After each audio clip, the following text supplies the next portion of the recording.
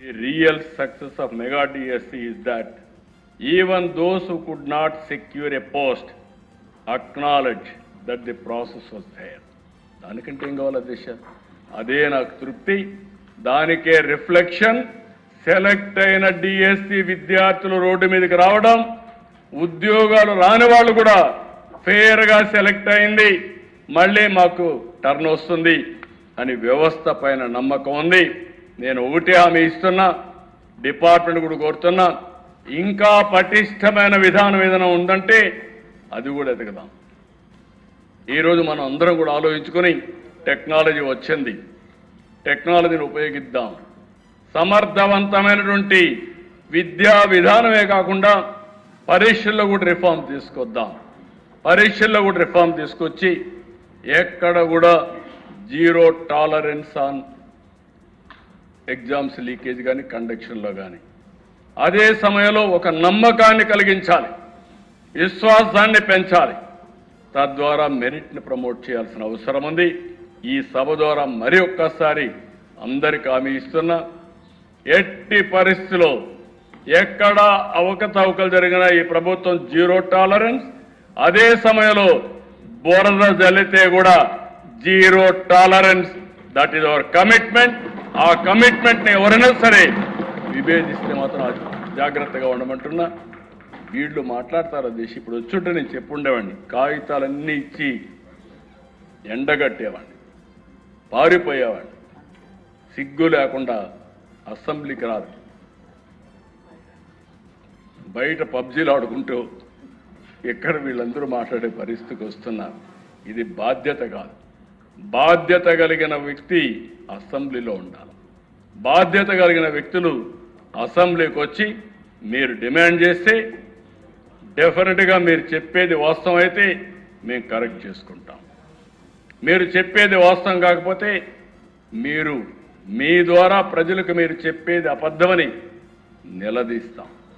రెంట్కి లేకుండా బయట చేస్తాం, కౌన్సిల్ జరగనీయం, మేము ఇదే చేస్తామంటే ఏమీ సాధ్యం కాదు. అల్టిమేట్గా ప్రజల్లో మీరు చులకన అవుతారు. చులకన కావడం కాదు, ప్రజల్ని మెచ్చి కొట్టే పరిస్థితి కూడా వస్తుంది. ఇది మంచిది కాదు ప్రజాస్వామ్యానికి.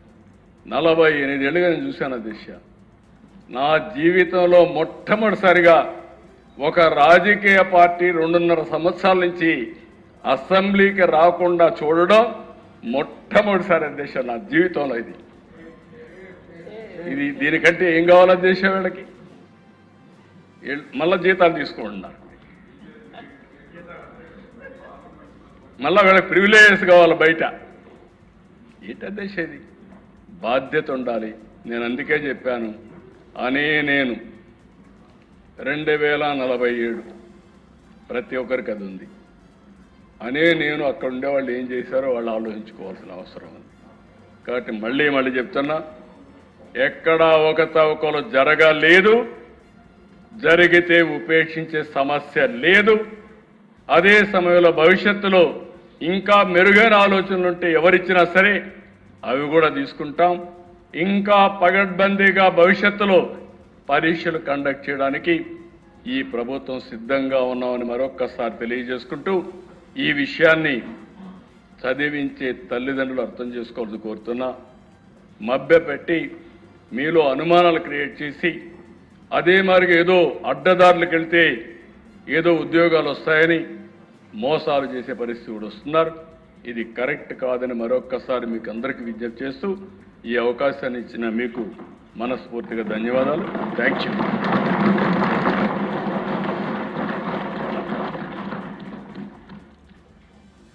విద్యాశాఖ మంత్రి గారు చాలా చక్కగా ముందు వివరించారు. అంతకు మించి సభకు రాని వారి అందరికీ కూడా మరింత సవివరంగా గౌరవ ముఖ్యమంత్రి గారు తెలియజేసినందుకు ధన్యవాదాలు తెలియజేస్తూ, ఒక 40 నిమిషాలు మరి లంచ్ అనుకుంటారో మరి ఏమనుకుంటారో బ్రేక్. ఆ తర్వాత కొన్ని బిల్లులు ఉన్నాయి, మరి ఎల్ నినోపై చిన్న చర్చ. ఇప్పుడు లంచ్ చేసి 3 గంటల 15 నిమిషాలు కలుద్దాం.